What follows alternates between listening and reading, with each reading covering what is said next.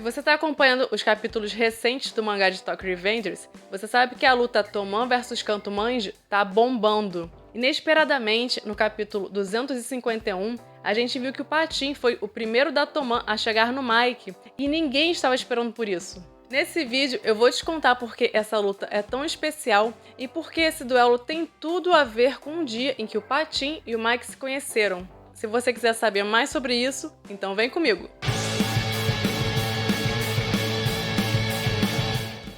Olá, sejam bem-vindos! Atendendo a muitos pedidos, hoje eu vou contar que, desde a adolescência, o Patin nutriu uma rivalidade pelo Mike e que essa história envolve o passado do Patin e do Pei-Yan e o momento em que Patin e Mike se conheceram. Logo de cara, eu já tenho que te avisar que esse vídeo contém spoiler do mangá. Se você não liga para spoiler ou tem acompanhado os capítulos mais recentes do mangá, então continue comigo.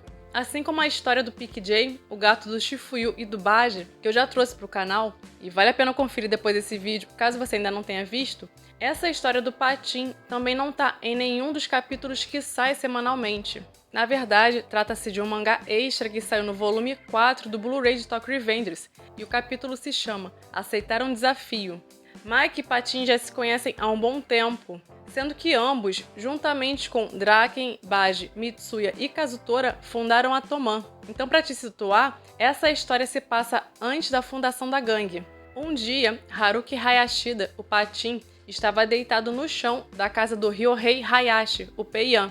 Como o Patin havia brigado com seu pai, ele estava morando há alguns dias na casa do Pei-Yan e não tinha a menor intenção de sair. Isso sem contar que o lugar preferido dele é justamente a casa do Pei-Yan. Enfim, nessa época, Patin e Pei-Yan tinham 12 anos e Patin estava mais preocupado em tomar cerveja do que dar satisfação a seu pai, enquanto Pei-Yan só queria ler mangá.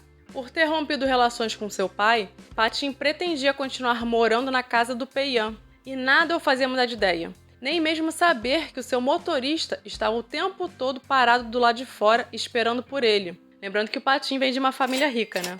Por sua vez, Patin e Pei-Yan têm uma relação de amizade de longa data, e a amizade entre eles é tão forte que eles se consideram irmãos. Eles se tornaram amigos desde a época do jardim de infância. Pei-Yan vivia enfrentando uma menina da mesma idade, chamada Yumi Mori, sendo que ele acumulava 20 derrotas para ela. E o pior de tudo é que o perdedor do embate tinha que colocar a calça na cabeça. Pois é, gente. Mas o Patin apareceu para defendê-lo e Pei-Yan o enxergava como seu herói. Os dois juntos lutaram contra a menina e o resultado do embate foi uma derrota terrível. E por terem perdido, eles foram obrigados a colocar a calça em cima da cabeça, ficando de cueca. A partir desse dia, eles passaram a desafiar a Yumi Mori, mas sempre foram derrotados. Até que chegou o dia em que eles precisaram se despedir da menina, porque ela iria se mudar. Mas Yumi Mori garantiu que eles se reencontrariam e até lá eles não poderiam perder. A menina ficou muito triste porque teve que se despedir de seus amigos. E Patin e Pei-Yan, enquanto viam Yumi Mori ir embora, prometeram que nunca mais seriam derrotados. Como forma de honrar essa promessa, desse dia em diante, eles passaram a lutar contra outras crianças todo santo dia, desde a manhã até a noite. Por outro lado, as notas dele estavam indo de mal a pior. Mas o lance é que Patin e Pei-Yan não estavam interessados em estudar. Todos os dias eles se dedicavam a lutar. Quando eles chegaram no ensino médio, Patin e Pei-Yan eram chamados de Floresta Dupla e eram temidos na área de Yoyogi, que é um distrito de Shibuya. E você tá lembrando o que mais tem em Shibuya? Ou melhor dizendo, quem mais estava querendo dominar Shibuya? Se você pensou no Manjeru-Sano, você acertou. E já vamos chegar nisso. Enquanto isso, se você estiver gostando dessa história, já vai deixando o like no vídeo. E se você for novo por aqui, eu te convido a se inscrever e ativar o sininho para receber notificações, porque tem conteúdo a rodo de Tokyo Revengers. E se você não clicar nessa bodega desse sino, o YouTube não te avisa quando chega vídeo novo. Fica a dica. Mas voltando à história, Patin e Pei-Yan eram dois caras temidos naquela região. E Pei-Yan estava comentando com o motorista da família Hayashida que o Patin era especialmente temido porque seus socos eram muito fortes e ele não havia perdido nenhuma batalha. Só que ultimamente o Patin não andava muito bem e foi aí que o motorista contou um rumor, Ele ouviu dizer que o Patin havia perdido uma luta para um famoso delinquente de Shibuya, que sempre dava um jeito de vencer. Sim, finalmente chegamos ao Manjiro-Sano, o invencível Mike.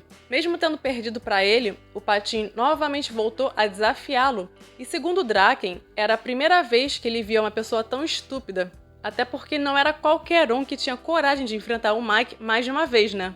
Mas o Patin estava determinado e prometeu que dessa vez ele não iria perder. Só que ele perdeu de novo.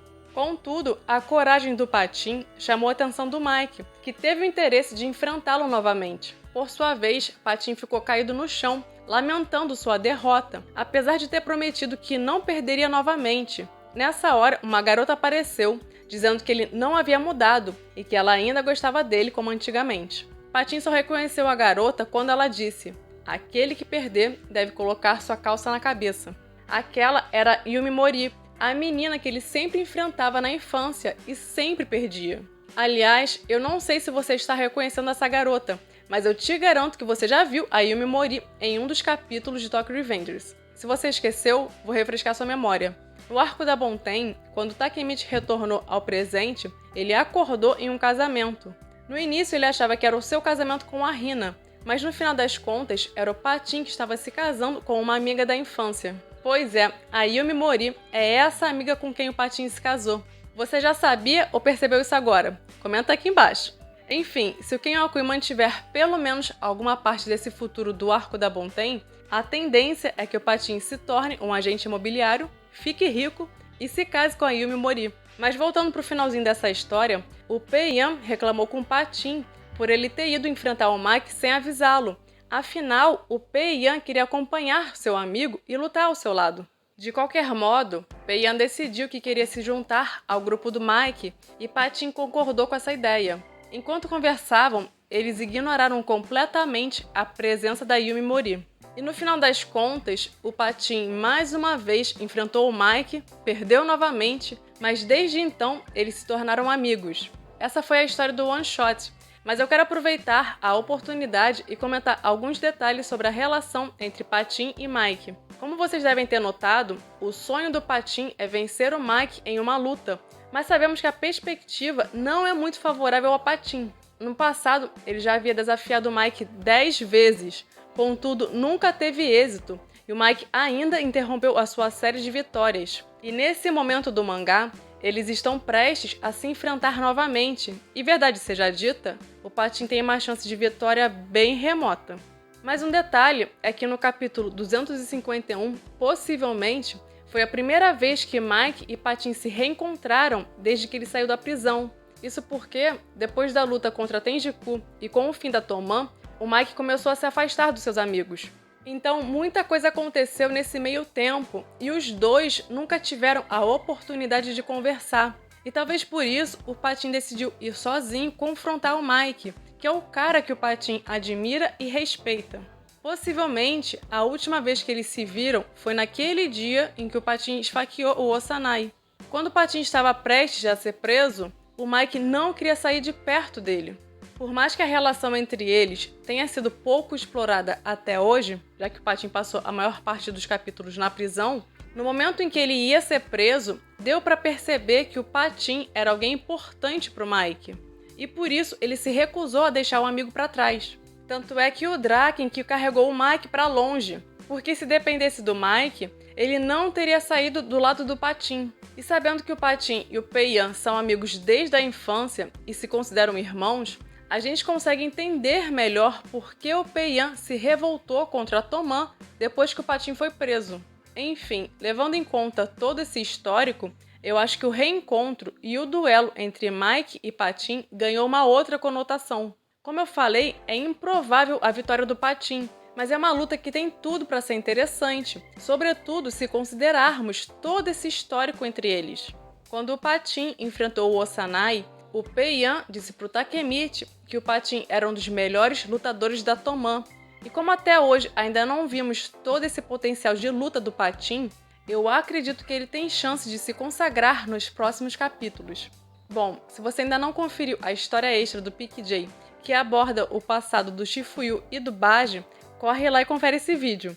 E se você gostou desse vídeo aqui, compartilha com algum amigo que ainda não conhece essa história. Também não esquece de clicar no like e se inscrever no canal, caso você ainda não tenha feito isso. E me conta nos comentários, você sabia que o Patin e o Mike já tinham se enfrentado no passado? Uma última coisa, eu acho difícil que esses capítulos extras do mangá de Tokyo Revengers sejam adaptados em anime, como episódio, porque não tem muita pertinência. Essa história do Patin com o Mike até se encaixa no capítulo 251 do mangá. Contudo, eu acho mais viável um dia se tornar um OVA ou um OVA do que um episódio usual. Mas essa é a minha opinião pessoal. Enfim, gente, eu vou ficando por aqui. Até breve